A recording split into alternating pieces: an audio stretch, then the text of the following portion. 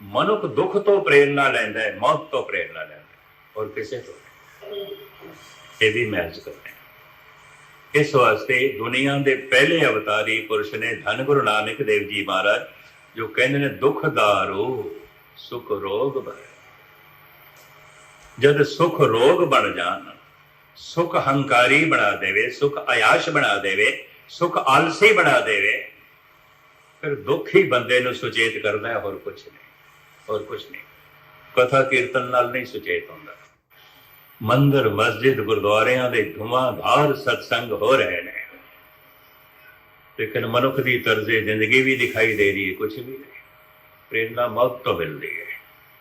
गुरु भी कह रहे हैं पहला मरण कबो जीवन की छड़ास। तो खैर मैं अर्ज कर रहा सी, इस जमीन के उत्ते तीन तरह की जिंदगी है, पशु, मनुष्य, देवते। पशु केवल पशु ने, देवता केवल देवता है। पशु सुख दे जी रहे ने, देवते आनंद दे जी रहे ने। मनुख दे तीन ही संभावनावां छुपियां हुई ने। मनुख पशु की तरह जी सकता है, मनुख मनुष्य की तरह जी सकता है, मनुष्य देवते की तरह जी सकता है। इस वास्ते कई दफा असीं कहने हैं ये मनुख नहीं है, पशु है।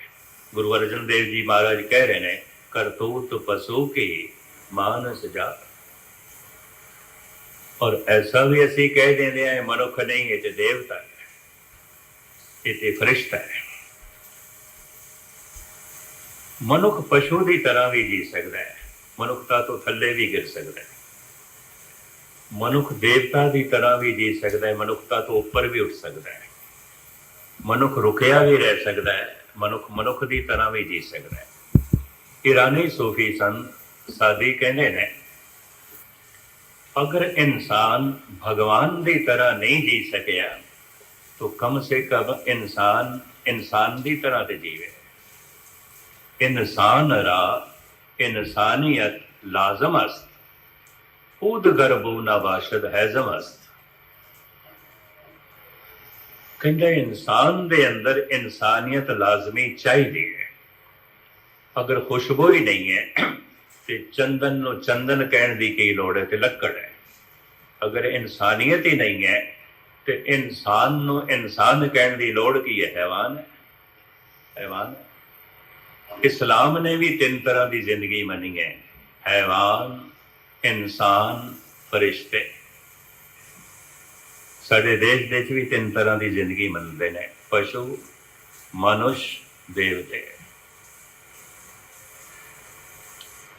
मनुष्य ते असी हो गए, लंबी चौड़ी यात्रा गुरबाणी दसदी है। मनुष्य ते असी हो गए, मौका सानू मिल गया। इनू एक होर रूप देश भी बयान करते हैं। पशु कोल तन ते है, विकसित मन नहीं है। कुछ रूहां, पवित्र रूहां, उन्होंने कोल मन ते है, तन नहीं है। उन्होंने भी देवता कहते, उन्होंने भी फरिश्ता कहते। कुछ रूहां जो चंगियां ने उन्होंने फरिश्ता देवता कह देंगे ने, जो माड़ियां ने उन्होंने भूत प्रेत कह देंगे। कई कोट भूत प्रेत सूकर मिर्गा। जैसे मनुखा दे कुछ चंगे मनुख ने, कुछ माड़े ने, और रूहां भी इस तरह दी। माँ बाप का जीवन चंगा होवे, समाजिक जीवन चंगा होवे, चंगियां रूहां दे जन्म के कारण बन जाते। समाजिक जिंदगी बड़ी भ्रष्ट होवे तो भ्रष्ट रूहां का जन्म होता है। इस तरह होता है। मां के संस्कारां नाल रूहां के संस्कार मेल खान जन्म होता है। पशु कोल तन है, मन नहीं है। देवते कोल विकसित मन ते है, सारे संस्कार उहदे कोल मौजूद ने, ज्ञान है। लेकिन मंजिल की पूर्ति प्रभु विच लीन हो सके, जिहड़ी साधना रह गई है, उहदे वास्ते तन चाहिए नहीं है। देवते कोल मन है, तन नहीं है। ਕੇਵਲ ਮਨੁੱਖ ਹੈ, ਇਹਦੇ ਕੋਲ ਤਨ ਵੀ ਹੈ, ਮਨ ਵੀ। ਈਸ਼ਵਰ ਦੇ ਚ ਲੀਨ ਹੋਣ ਦਾ ਮੌਕਾ ਨਾ ਪਸ਼ੂ ਕੋਲ ਹੈ, ਨਾ ਦੇਵਤੇ ਕੋਲ ਹੈ, ਕੇਵਲ ਮਨੁੱਖ ਕੋਲ। ਭਈ ਪ੍ਰਾਪਤ ਮਾਨੁਖ ਦੇ ਹੁਰੀਆ, ਗੋਬਿੰਦ ਮਿਲਣ ਕੀ ਇਹੀ ਤੇਰੀ ਅਵਸਰ, ਇਹੀ ਤੇਰੀ ਬਾਤ। ਘਟ ਭੀਤਰ ਤੂੰ ਦੇਖ ਵਿਚਾਰ। ਦੁਨੀਆ ਭਰ ਦੇ ਅਵਤਾਰੀ ਪੁਰਸ਼ ਮਨੁੱਖ ਨੂੰ ਸਮਝਾਉਣ ਵਾਸਤੇ ਆਏ ਨੇ, ਕਿਧਰੇ ਪਿੱਛੇ ਨਾ ਮੁੜ ਜਾਏ। ਪਾਣੀ ਨਿਵਾਣ ਦੀ ਤਰਫ ਆਪਣੇ ਆਪ ਜਾਂਦਾ ਹੈ, ਪਰ ਚੜਾਈਆਂ ਤੇ ਚਾੜਨਾ ਹੋਵੇ ਤਾਂ ਪ੍ਰੈਸ਼ਰ ਦੇਣਾ ਪਏਗਾ, ਉਂਝ ਨਹੀਂ। ਜ਼ਿੰਦਗੀ ਨਿਵਾਣ ਦੀ ਤਰਫ, ਪਸ਼ੂਆਂ ਦੀ ਤਰਫ ਆਪਣੇ ਆਪ ਜਾਂਦੀ ਹੈ। ਮਨੁੱਖ ਆਪਣੇ ਆਪ ਹੀ ਲੋਭੀ ਬਣ ਜਾਂਦਾ ਹੈ, ਕ੍ਰੋਧੀ ਬਣ ਜਾਂਦਾ ਹੈ, ਕਾਮੀ ਬਣ ਜਾਂਦਾ ਹੈ, ਹੰਕਾਰੀ ਬਣ ਜਾਂਦਾ ਹੈ। ਕੋਈ ਕਿਤਾਬਾਂ ਪੜ੍ਹਨ ਦੀ ਲੋੜ ਨਹੀਂ, ਕੋਈ ਫਿਲਸਫਾ ਪੜ੍ਹਨ ਦੀ ਲੋੜ ਨਹੀਂ, ਕੋਈ ਕਥਾ ਕਹਾਣੀਆਂ ਪੜ੍ਹਨ ਦੀ ਤੇ ਸੁਣਨ ਦੀ ਲੋੜ ਨਹੀਂ। ਮਨੁੱਖ ਆਪਣੇ ਆਪ ਹੀ ਹੰਕਾਰੀ ਹੋ ਜਾਂਦਾ। ਪਾਣੀ ਨਿਵਾਣ ਦੀ ਤਰਫ ਆਪਣੇ ਆਪ ਜਾਂਦਾ ਹੈ। ਪਾਣੀ ਬੁਲੰਦੀਆਂ ਤੇ ਜਾ ਸਕੇ, ਪ੍ਰੈਸ਼ਰ ਚਾਹੀਦਾ ਹੈ। ਮਨੁੱਖ ਆਪਣੇ ਆਪ ਸੰਤ ਨਹੀਂ ਬਣ ਸਕਦਾ, ਭਗਤ ਨਹੀਂ ਬਣ ਸਕਦਾ, ਬ੍ਰਹਮ ਗਿਆਨੀ ਨਹੀਂ ਬਣ ਸਕਦਾ। ਸਤਸੰਗ ਦਾ ਸਹਾਰਾ ਚਾਹੀਦਾ ਹੈ, ਅਵਤਾਰਾਂ ਦਾ ਕਲਾਮ ਬਾਣੀ ਚਾਹੀਦੀ ਹੈ, ਕਥਾ ਕੀਰਤਨ ਦੀ ਸਾਧਨਾ ਚਾਹੀਦੀ ਹੈ, ਅੰਮ੍ਰਿਤ ਵੇਲੇ ਦਾ ਉੱਠਣਾ ਤੇ ਜਪ, ਇਹ ਸਾਰੇ ਸਾਧਨ ਚਾਹੀਦੇ ਨੇ, ਤਾਂ ਮਨੁੱਖ ਦੀ ਜ਼ਿੰਦਗੀ ਬੁਲੰਦੀਆਂ ਨੂੰ ਛੂਹੇਗੀ। ਅਜੋਕੇ ਸਮੇਂ ਵਿੱਚ ਇਹ ਖਿਆਲ ਹੀ ਦੁਨੀਆ 'ਚ ਹਟਦਾ ਜਾ ਰਿਹਾ। ਇਹ ਵੀ ਮੈਂ ਅਰਜ਼ ਕਰਾਂ, ਰੋਜ਼ ਰੋਜ਼ ਸੰਸਾਰ ਬੁਰਾ ਹੁੰਦਾ ਜਾ ਰਿਹਾ, ਬੁਰਾ। ਪਤਾ ਹੈ ਕਾਰਨ? ਦੋ ਨੁਕਤੇ ਬਿਆਨ ਕਰਾਂ। ਗੁਰੂ ਅਰਜਨ ਦੇਵ ਜੀ ਮਹਾਰਾਜ ਕਹਿੰਦੇ ਨੇ, ਪ੍ਰਭ ਕੀ ਉਸਤਤ ਕਰੋ ਸੰਤ ਵੇ, ਸਾਵਧਾਨ ਇਕਾਗਰ ਚੇਤ। ਬੜੀ ਸਾਵਧਾਨੀ, ਬੜੀ ਇਕਾਗਰਤਾ ਚਾਹੀਦੀ। ਪ੍ਰਭੂ ਦੀ ਉਸਤਤ ਕਰ। ਹੁਣ ਜਿਸ ਕਰਮ ਦੇ ਚ ਪੂਰਾ ਮਨ ਨਾ ਆਵੇ, ਉਹਦੇ ਸੰਸਕਾਰ ਨਹੀਂ ਬਣਦੇ। ਇਹ ਹਕੀਕਤ ਹੈ। ਪੂਰਾ ਮਨ ਨਾ ਆਵੇ, ਉਹਦਾ ਗਿਆਨ ਵੀ ਨਹੀਂ ਮਿਲਦਾ।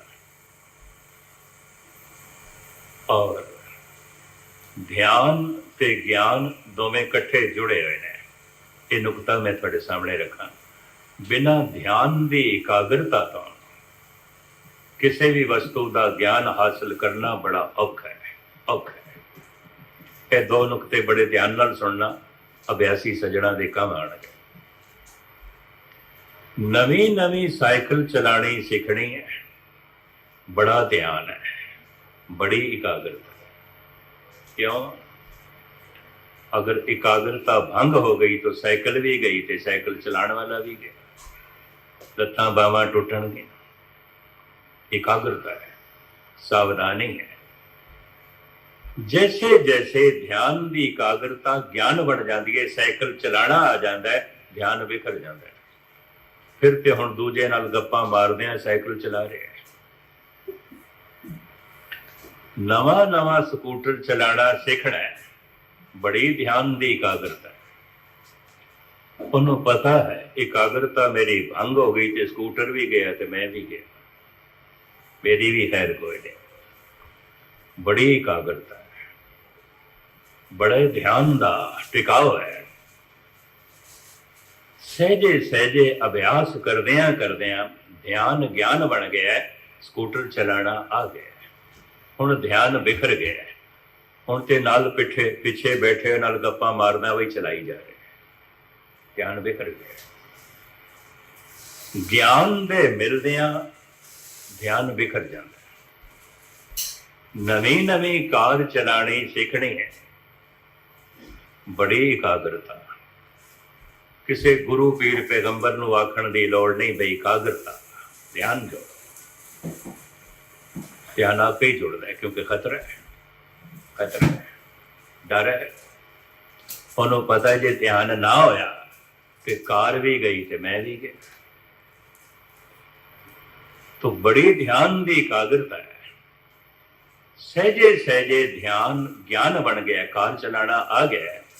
हुण ते टेप सुनदा होया जा रहा है, नाल फ्रंट सीट ते दूजा बैठा है, ਉਹਦੇ ਨਾਲ ਗੱਪਾਂ ਮਾਰਦਾ ਹੋਇਆ ਕਾਰ ਚਲਾ ਰਿਹਾ ਹੈ, ਧਿਆਨ ਵਿਖਰ ਗਿਆ। ਕਿਉਂ? ਧਿਆਨ ਗਿਆਨ ਬਣ ਗਿਆ, ਕਾਰ ਚਲਾਣਾ ਆ ਗਿਆ। ਅਗਰ ਇੱਕ ਦਫਾ ਪ੍ਰਭੂ ਨਾਮ ਦੇ ਚ ਧਿਆਨ ਜੁੜ ਜਾਏ, ਧਿਆਨ ਕਦੀ ਬਿਖਰਦਾ ਨਹੀਂ।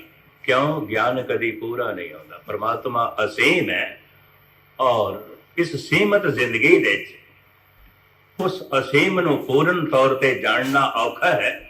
ਤਾਂ ਗਿਆਨ ਰੋਜ਼ ਰੋਜ਼ ਵੱਧਦਾ ਜਾ ਰਿਹਾ, ਧਿਆਨ ਹਟਦਾ ਹੀ ਨਹੀਂ। ਉਹੀ ਤੇ ਗੱਲ ਪਕੜਦੇ ਚਾਹੀ ਹੋਵੇ।